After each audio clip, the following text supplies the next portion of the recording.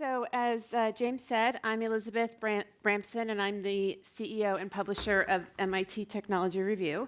So the energy in the room is great. I know everybody's really fired up. There's a lot of conversations going on. I have seen everybody out in the overflow space, and I hope that you all will continue to enjoy that as the days go on. So we have a next session talking about data sovereignty. It's a little bit of a pragmatic conversation. This is about maintaining control over where your data lives, who can access it, and how it's governed. This is really important for compliance, for risk management, and for just overall strategic autonomy. Data is obviously very, very critical to AI execution. We've talked about it a lot already today. And so data sovereignty is going to be really important for any deployment. So I'm going to be introducing Kevin Dallas, who is the CEO of EDB. You probably remember seeing a short video about EDB just before this last session started. So he's responsible for all aspects of the EDB business globally. Before working at EDB, he was 24 years in executive leadership at Microsoft. Kevin, welcome to MTech.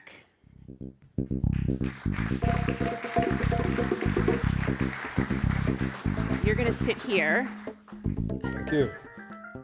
Have a seat. So I'm looking forward to digging in. So as you all know, if you have questions for me, and for Kevin, you're not going to have questions for me, but if you have questions for Kevin, raise your hand. Someone will bring around a mic. If you are watching us remotely, put the questions into the chat in the remote platform, and then those questions come in here to me, and then I can ask you. Great. So before we get into the nitty-gritty, can you just give us a brief overview, help everybody understand who EDB is and how they should be thinking about it in the context of data sovereignty? Sure. Well, first, thank you for the invitation. It's a pleasure to be here. Honored to be here. I'm Kevin Dallas, CEO of EDB. Previously with NVIDIA, Microsoft, and then a TPG-owned private equity company called Wind River that got acquired after 30 months by Aptiv for about $3.5 billion. So that was a great, great outcome. Learned a lot at NVIDIA, Microsoft, and Wind River, and joined EDB in August of 2023. So I've been CEO for just over 18 months. It's been a tremendous journey. The company is about 20 years old. It's private equity owned by Bain and Great Hall Partners. And really what we're focused on currently is an open data management platform based on Postgres. So our customers use this to really drive a lot of the transactional workloads of today. Customers like MasterCard, Ericsson, Telstra use our products. So we're the #1 commercial provider globally of Postgres. We serve about 1,600 customers on a global basis. We are the trusted provider for their data platform. We are the #1 contributor to the Postgres community. This is also a very important deliverable for us, supporting the Postgres community. We contribute more from a code and the vitality of the ecosystem perspective, more than the next 9 contributors combined. Think of that in terms of the code and the ecosystem contribution. What we're moving on to next, and we're actually going to be announcing this in June, is our next generation offering. So this AI revolution that we've all heard about, we're getting prepared for that. So in June, we're delivering a new offering. It's called PG AI. Doesn't that mean you're announcing it right now? Keep it a secret. All right, keep it to yourselves. Okay. I'm trusting all of you. Don't take it outside this room. I'm sure no one here will tell it. PG AI. And it's going to be the industry's first Postgres sovereign data and AI management platform. And it's fully optimized for AI, analytics, and transactional processing. So this will be a platform that many of you will use in the future for your data and AI factories of the future. Fantastic. Okay, so given what we've been talking about today, this sort of elevated importance of data and data sovereignty, talk to us about that, about the importance of data sovereignty, and in particularly as we're moving from this predictive to agentic AI, and the way organizations are needing to think about this next generation future for their AI. Well, I'll start by saying that the AI revolution is very real. We all know that. The global economic and social impact is going to be unparalleled. It's going to be, we believe, greater than the great industrial revolution in terms of the impact. And there isn't a company, an enterprise, industry that is not focused on AI right now. And even at the national level, we've seen national agendas focused on AI from the US, China, India, all talking about AI being on the national agenda.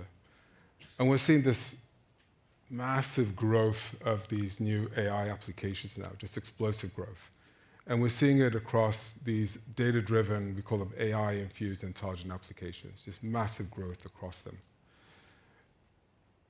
And what's interesting is when you look at these applications, they're evolving through what we call these 4 stages of AI, from predictive AI to generative AI to agentic AI, now physical AI. And we're migrating through these phases at lightning speed. Yeah. Lightning speed. I must say, I'm a huge sci-fi fan. And I never thought for a minute that I would experience this kind of generational innovation in my lifetime. I never thought I'd see it. Did you think you would see some of those stages and they're happening more quickly, or did you not think you'd see? Predictive, yes. Generative, yes. Agentic, no. Mm-hmm. And physical, no. And I really saw that as being sci-fi. Mm-hmm. We'll never experience it. Maybe my kids will, my grandkids, but here we are. Yeah. It's here and it's now. And we've migrated through all 4 phases. And what's interesting is that even when you talk to the different industry leaders from Benioff at Salesforce to Nadella at Microsoft, even Jensen Huang, NVIDIA, Musk, Telstra, Tesla, they're all saying the same thing. They're saying that over 25 and 26, the next 2 years, this 2-year period, we'll see the commercialization of all 4 stages of AI. We will see agentic AI, we're already seeing it. Yeah. I mean, Salesforce, great example, where Salesforce is using Agentforce for customer service inquiries. Can you believe this? 83 to 84% of the customer inquiries into Salesforce are addressed by Agentforce. Only 2% of them needed human interaction. That's where we are with agentic AI. And then, of course, we've got Elon, who's saying, Optimus is coming. I'll have it later this year. Let's assume it's in 2026. But again, over the next 2 years, we're going to see all 4 phases of AI being delivered. So this is an exciting time, for me, anyway. So people in this room and watching us online, are business leaders. What do they need to be thinking about, given what you're describing, these phases and the rapidity at which we're going through them, in terms of their own data and infrastructure for data? Yes. Well, what's interesting is a lot of excitement around these new intelligent applications, a lot of excitement. And actually recently came from a trip, actually a round-the-world trip, 3 weeks. Went to Europe, Asia, back to the US, met with many customers and many partners.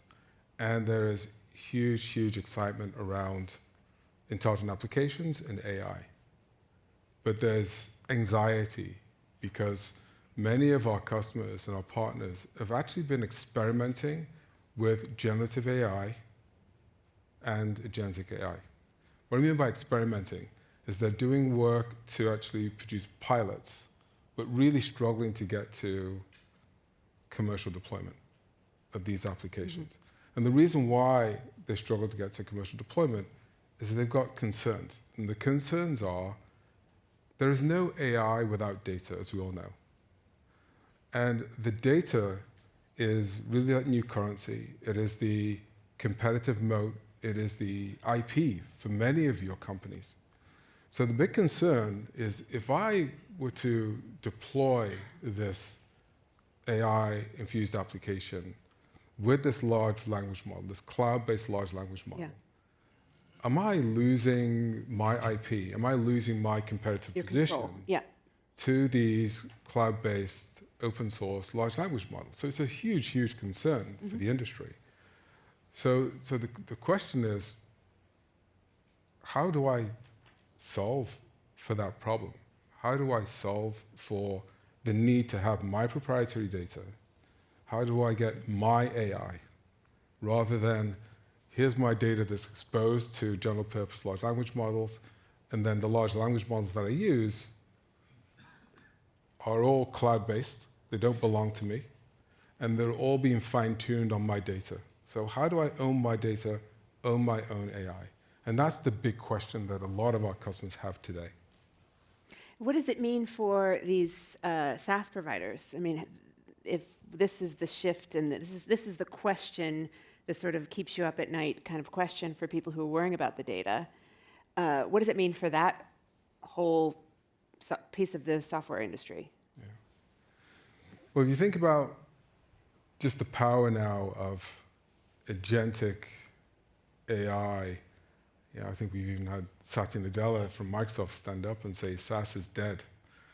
And it is.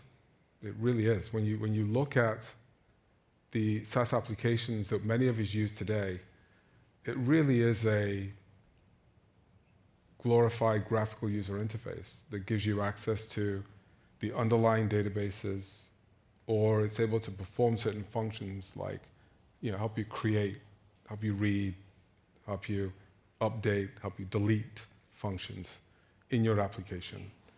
And these business applications and these graphical user interfaces are getting more and more complicated. You have to really learn these and to navigate these new graphical interfaces. So that's the current world that we're in today. Mm-hmm. But I think what's happening very, very quickly is that this agentic AI wave of applications will just run all of that autonomously, where your agentic AI will be able to interface directly with the database to get the information that you need. It'll be able to interact with that data source, to be able to edit it, modify it however you want. And in addition to that, it's going to be able to take actions on your behalf. So through a set of rich APIs into other applications or other agents, it's going to be able to complete full tasks on your behalf. So you'll see not only the access of information and delivery of information, but these agents now are going to be able to have memory, near-term, long-term memory. They're going to be able to reason on that data and then be able to actually give you insights, but then also take actions on your behalf, right? So instead of clicking between applications to complete a workflow, those agents are going to do that for you. So I think we're in a world where SaaS is dead, and it really is going to be about millions of these agentic AI agents that are going to be working on our behalf. I can see a bunch of worried faces. Yeah, so I mean, I'm right there with them. I'd love to talk about a couple of cases, some examples, use cases, where you're seeing these intelligent applications play out, and any interesting tidbits or outcomes you can share. Yeah. Well, if you look at these intelligent applications, there's kind of two waves to this. There's a wave which is the data-driven intelligent applications, and then there's the AI-infused intelligent applications. On the data-driven applications, they're here and they're now. And if you look at those applications, the open source technology that's being used for that from a data perspective is Postgres. Yeah. So Postgres has won. Postgres has won. The question for many enterprises is not, should I use Postgres? It's, which trusted provider should I partner with to deliver my solution?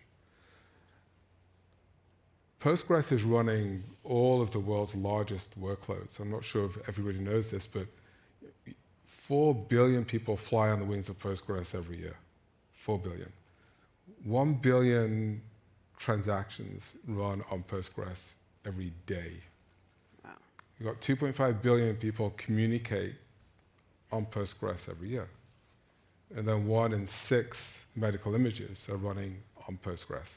So these are big, heavy workloads that are already running on top of Postgres in this data-driven intelligent applications. So they're all around us, and we're all accustomed to that. The next wave, which is now this AI-infused set of intelligent applications, is the one that we're kind of struggling a little bit to birth. And the reason, again, is that as you think about these applications, the challenges are in a couple of areas. One, how do I make sure that I build my application based on open source technology, not proprietary technology that is a lock-in? Second, how do I run my workloads, store my data in more of a sovereign deployment model? Sovereign meaning, how do I run it in a hybrid environment, which is on-prem, in my region, in my country, versus out in the cloud? Yeah. Or both. I mean, I need to have that flexibility to run it. So I need a true sovereign environment. And we're finding that 57% of our customers, particularly in this regulated industry space, financial services, healthcare, 57% run their workloads on-prem, not in the cloud, on-prem. And the reason for that is they want to secure that data. So that's another condition. So open, I want a sovereign deployment model. Then the other thing is I need a secure and encrypted knowledge base that's going to protect my data in these AI applications. Because they're going to be run on these large language models, I need to protect my data. So you need to solve that problem for me in terms of being able to encrypt that knowledge base so that it is safe and it's secure. And then the last is I need a no-code AI development environment. No code, low code. Today, I use different tools. It's really quite complex. It's very, very difficult to pull all of that together. So these are the things that many of us are looking for in order to get to commercially deploying these AI-infused applications. Now, here's the good news. The good news is that the technology industry is now responding to that. And there's a new wave of open, sovereign data and AI platforms that are being delivered to market that are going to be optimized for AI, analytics, and transactional processing. And the even better news is that EDB is going to deliver it for you all. So I have a couple questions that just come out of what you just said. One is, could you say a little bit more about low code, no code? And secondly, are there particular industries that you see this playing out, this need for the data sovereignty and thinking about the this hybrid path? Are there particular industries in which that's already happening or that are further ahead, or maybe that's about where EDB's greatest number of client relationships sit? Can you give us a little bit of a taxonomy across the business economy? Yeah. Well, we recently did a survey of global executives, and we found that 70% of them believe that in order to be successful, they need a sovereign data and AI platform. 70%. There is that realization. Now, assuming you can deliver that platform, it has to have this AI factory component to it. Right? So it's not just about being able to secure the data. It's not just about providing a large language model. It's about providing a native AI factory where the user, and it can be a developer, it could be a line of business user, can go into an environment. And imagine, this is the environment. You go into an environment, and it's a point-and-click environment where you can essentially select your data sources, which could be a web page, it could be a document, it could be a database. You select those, and you'll be able to ingest that data into a knowledge base. And then you want to be able to encrypt that data. Make sure that your data, your IP, is now secure.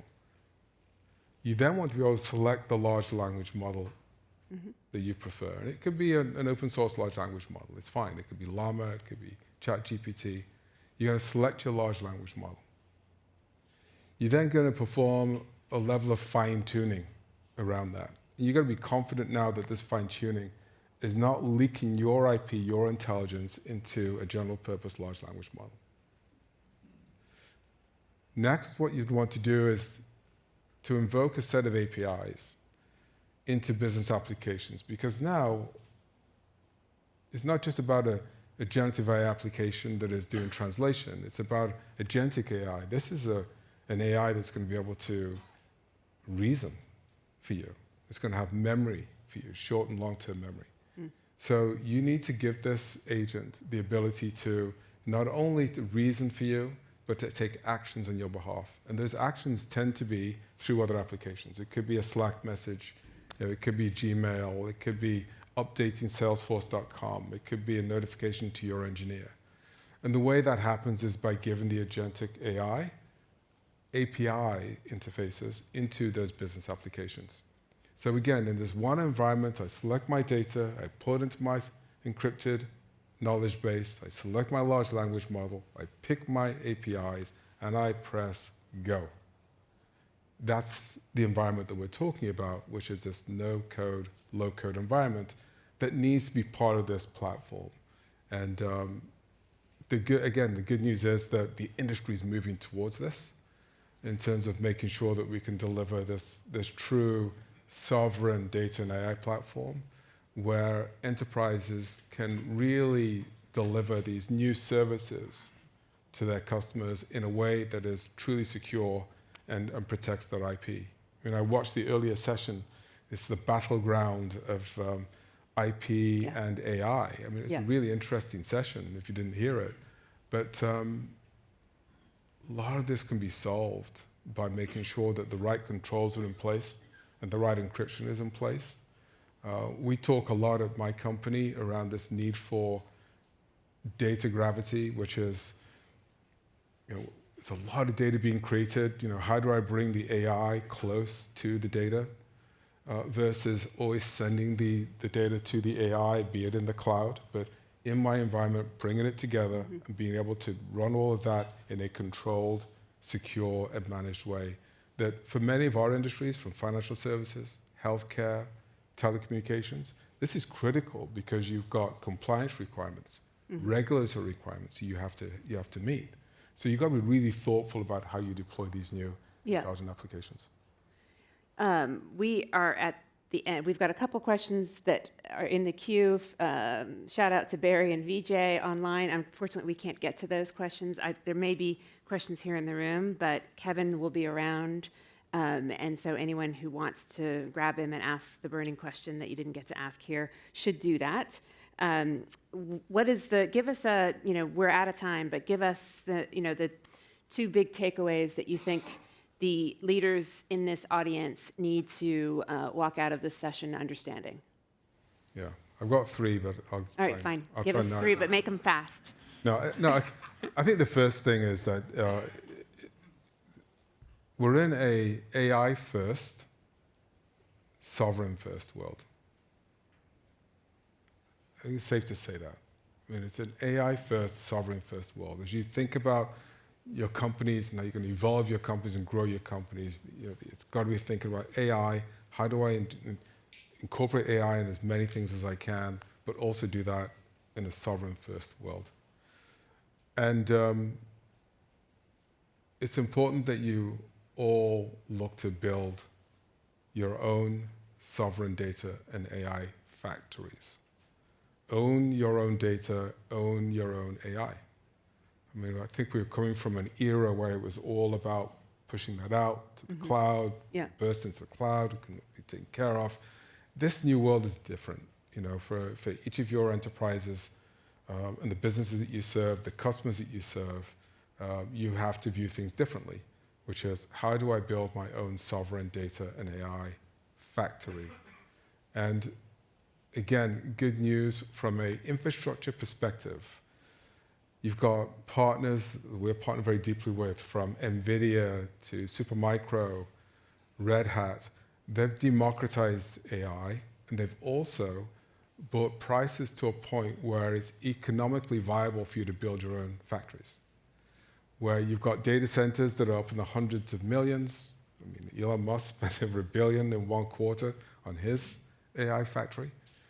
But you've also now, Jensen just announced Digi or DGX Spark, which is a $4,000 desktop AI data center where you can load your entire large language model and you can run inference from that desktop block, right? So economically, it's now feasible to be able to have that infrastructure for your own AI, and then you're going to be able to build your intelligent applications. And what we're doing as a company is in June, we're proud of this. So I've got a phenomenal team at EDB, but we're heads down looking to deliver, again, the first Postgres sovereign data and AI platform that's going to be ready for this next wave of innovation. But my advice is